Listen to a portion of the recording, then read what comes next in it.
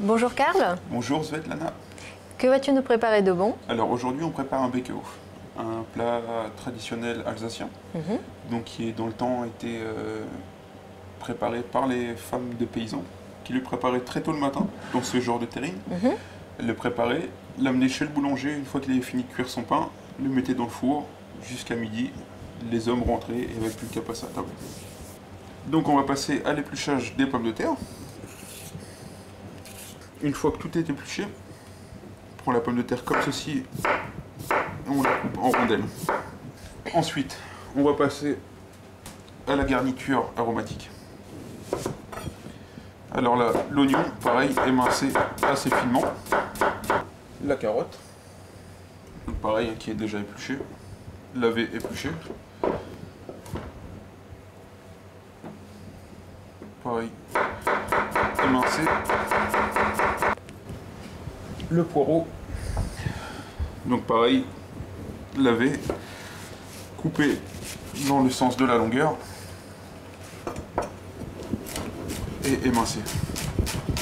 L'ail, petite astuce pour lâcher, donc je pose ma lame de couteau sur l'ail, j'appuie comme ça, ce qui lui permet de donner plus sa saveur. Alors, pour la marinade, nous parsemons l'ail frais haché sur chaque morceau de viande, le thym frais et le vin blanc. Quel vin blanc tu utilises? Donc là, on utilise du Riesling. Ensuite, papier film et toute la nuit au réfrigérateur. Alors maintenant, nous allons procéder au montage de la terrine. Donc tout d'abord, graisse d'oie. Une fois que la terrine est graissée, nous allons pouvoir prendre nos pommes de terre que nous avons émincées tout à l'heure et les disposer dans le fond du plat. Donc nous disposons le paleron, le pied de porc vers le bas, juste pour uniquement une question de cuisson. Ce sont les viandes qui cuisent un peu plus longtemps que les autres. D'accord, très bien. Oignons émincés, les carottes,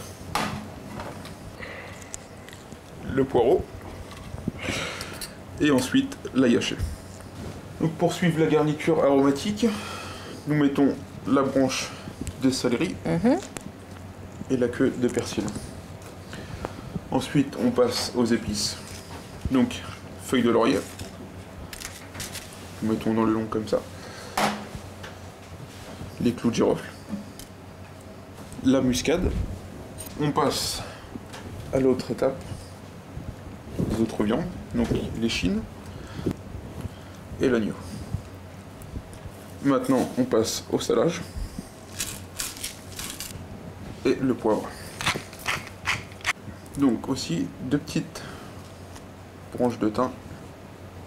Alors après, pour la suite de la recette, nous avons le bouillon de poule et le Riesling.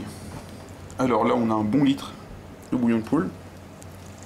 Comment tu fais ton bouillon de poule? Ça faut se lever très tôt le matin.